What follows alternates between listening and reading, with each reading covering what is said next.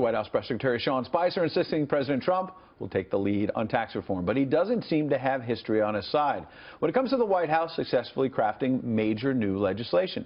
Joining us now, Charlie Hurt, columnist for the Washington Times, Richard Fowler, radio talk show host, both Fox News contributors. Good to see you both. Charlie, I want to start with you because we were just talking to John Roberts a moment ago about this back and forth with the Freedom Caucus. So I understand that the president, his feelings are hurt. He's upset about the health care stall because of the Freedom Caucus. But doesn't he need these folks to help him on tax reform?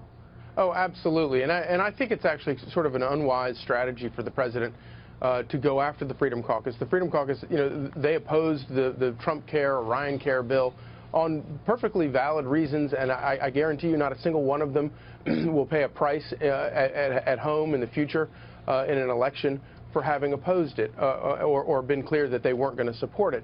I think that it's a far smarter strategy for the president to go after Democrats, because it was Democrats also who were sitting on the sidelines refusing to go along with any of this, refusing to lift a finger to fix the disaster that Obamacare has become. And Trump is right about it. You know, if without any kind of fix whatsoever, it does, you know, the blame is going to revert to Democrats who gave us Obamacare in the first place. And that leads us perfectly to Mr. Fowler. I wanted to get to you on that very point, which, okay, I could see maybe you taking a pass on Obamacare and saying the Republicans said they were going to repeal and replace it. Let's see how they do that. But you have to admit there need to be fixes to Obamacare. Even Bernie Sanders and others on the left say that. But now on tax reform.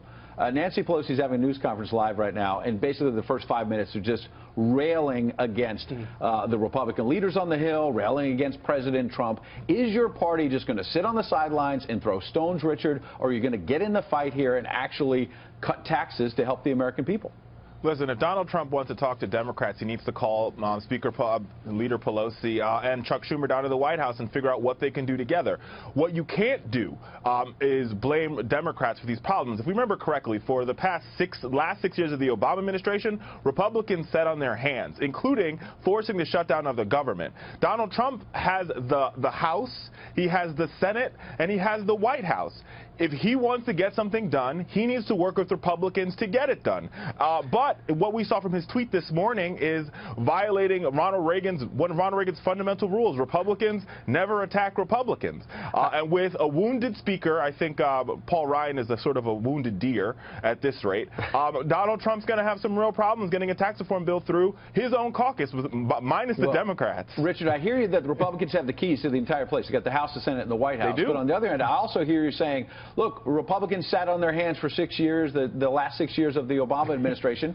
So you're admitting Democrats should sit on their hands now. You don't really want to move the country forward. No. That's not what I'm saying. I'm saying if Donald Trump is willing to reach out, stretch an olive branch out to Democrats and saying, I'm willing to work with you, i.e. the way Barack Obama did during Obamacare. Wait a minute, but there's things that we agree on. I think we actually agree on infrastructure reform or infrastructure spending. The problem, he's not going to have a problem with Democrats getting an infrastructure bill through. He's going to have a problem with the same caucus that he had a problem with health care, the Freedom Caucus, because any infrastructure bill, just along with any tax bill, both of those will explode the deficit to epic proportions, and Donald Trump doesn't know how he's going to pay for it. Charlie, how about that? Because we mentioned this piece by conservative Richard Lowry a few moments ago, and another point he made is that ultimately, whether it's a Democratic or Republican president, it's ideas that matter. And if you fail to bring those ideas to the table and articulate them effectively to the American people, you simply can't govern.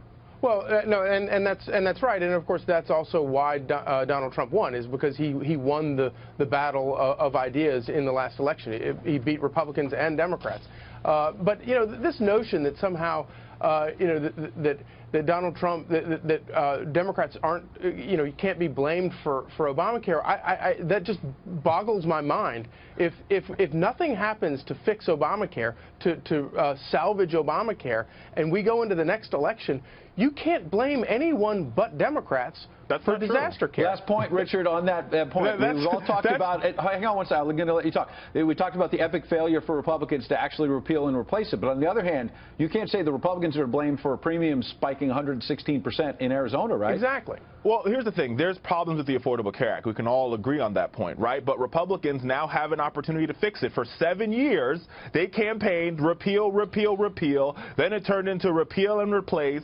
Now I think we're at someplace in repair, right? But either way, Republicans are in control. They hate this law so much. They had a chance to repeal it. They failed. Now I think it's about time that the wounded deer, Speaker of the House, Paul Ryan, reach across the aisle to Democrats and say, how do we repair this? And I think Pelosi will be open to that conversation. But your solution of the problem with Obamacare is we need more Obamacare. That's insane. We've tried it. We've done it. We gave you full control, and it has turned into a total disaster. We're going to wind up with a deer in the headlights, guys, if we don't cut it off right there. Good to see you, Rich and Charlie. Have a good day.